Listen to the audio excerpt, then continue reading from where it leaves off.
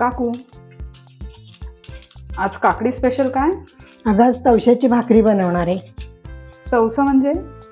अगं कारवारी कोकणीमध्ये काकडीला तवसं म्हणतात. त्याची भाकरी बनवूया. काकडीचा किस, ओलं खोबरं, मिरची पेस्ट, मीठ, गूळ. आता हे व्यवस्थित असं चोळून मिक्स करून ठेवायचं, म्हणजे मग याला पाणी सुटेल. आता हे मिक्स करून घेतल्यानंतर 5 मिनटं ठेवून द्यायचं. नंतर त्याच्यामध्ये रवा, कोथिंबीर वगैरे घालूया. आता हे मिश्रण 10 मिनटं भिजवल्यानंतर याला पाणी सुटलेलं आहे. आता बारीक रवा मी भाजून घेतला आहे, तो घालते.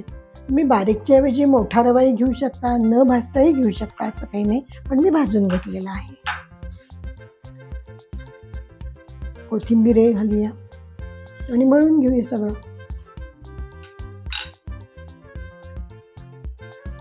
आता हे मिश्रण मी मळलेलं आहे.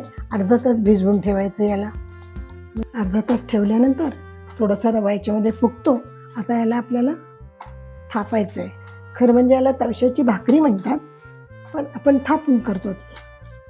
थोडंसं हाताला पाणी लावून व्यवस्थित थापून घ्यायचं.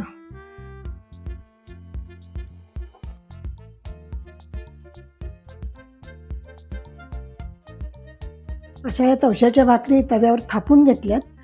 गॅस सुरू करते आणि जरा असं मंद ह्याच्यावर, खूपही मंद नाही, मध्यम गॅसवर भाजून घेऊया. झाकून ठेवूया. पलटून घेऊया जरा. वरून हलकंसं तूप लावूया. झाकून ठेवूया.